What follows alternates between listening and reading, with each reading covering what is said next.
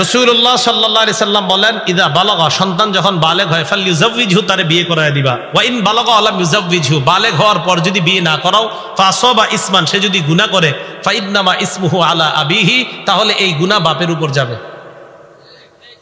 কার উপর যাবে? এখন বলবেন হুজুর টাকা পয়সার তো একটা ব্যাপার আছে, 25,000 টাকা দামের মোবাইলটা দিয়েছেন, আর 10,000 মিলাইলেই তো বিয়েটা হয়ে যায়। তাহলে হয়তো বিয়ে, না হয় রোজা, গুনাহের অপশন নাই। বলেন বিয়ে, রোজা, গুনাহের অপশন। আল্লাহ বুঝার তৌফিক দান করেন। 10 নাম্বার, বিয়ের ক্ষেত্রে ছেলে মেয়ের মতামতের গুরুত্ব দেওয়া। নবীজি সাল্লাল্লাহু আলাইহি সাল্লামের যুগে আম্মাজান আয়েশা সিদ্দিকার কাছে এক মেয়ে আসছে, আশা কয়, ইয়া রাসূলুল্লাহ, না, এক মেয়ে আয়েশা আম্মাজানরে কয়, ইন্না আবি যাওয়াজানি মিন ইবনি আখি, আমার আব্বা আমারে আমার চাচাতো ভাইয়ের সাথে জোর করে বিয়ে দিয়ে দিছে, যেগুলো আমাদের সমাজে ঘটে। ওয়ানা কারিহা, আমি এই বিয়েতে অমত ছিলাম, আমি এই বিয়েতে মত ছিল না। আম্মাজান, আমার আব্বা আমারে জোর করে বিয়ে দিয়ে দিছে আমার চাচাতো ভাইয়ের সাথে। আম্মাজান কয়, ইজলিসি হাত্তা ইয়াতি রাসূলুল্লাহ, বসো, নবীজি আসো, মাসালা জিজ্ঞেস করবো। এখান থেকে কি বোঝা যায়? মাসালা না জানলে জেনে নেওয়া। বলেন মাসালা না জানলে।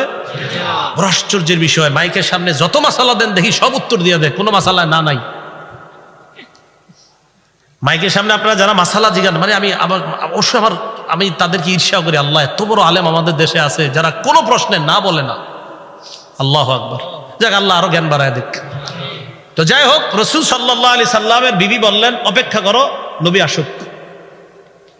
তো নবীজি সাল্লাল্লাহু আলাইহি সাল্লামের আসার অপেক্ষা করলেন। নবীজি আসলেন, আসার পর বললেন, ইয়া রাসূলুল্লাহ, এই মেয়েটারে তার বাবা তার চাচাতো ভাইয়ের সাথে জোর করে বিয়ে দিস। নবীজি বাপরে ডাকাইছেন, ডাকায় বললেন, এই মেয়ে, তুমি কি এই বিয়েতে থাকবা না আমি ভেঙে দিব বিয়ে? বলো।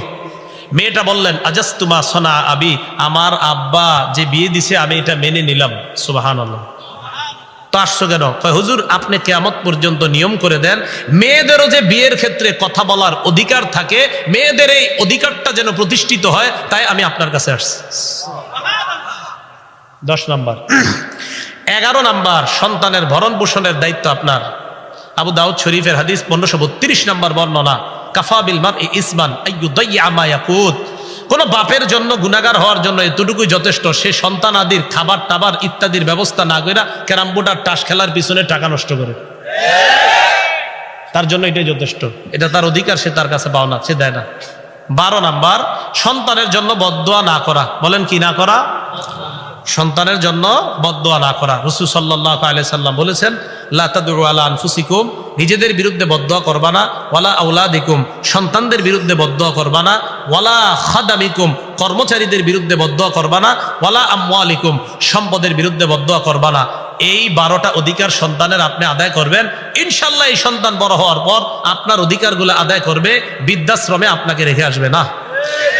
আল্লাহ পাক রব্বুল আলামিন আমাদের সকলকে যে কথাগুলো শুনলাম বললাম, সন্তানের অধিকারগুলো যেন আমরা যথাযথ সুন্দরভাবে আদায় করতে পারি।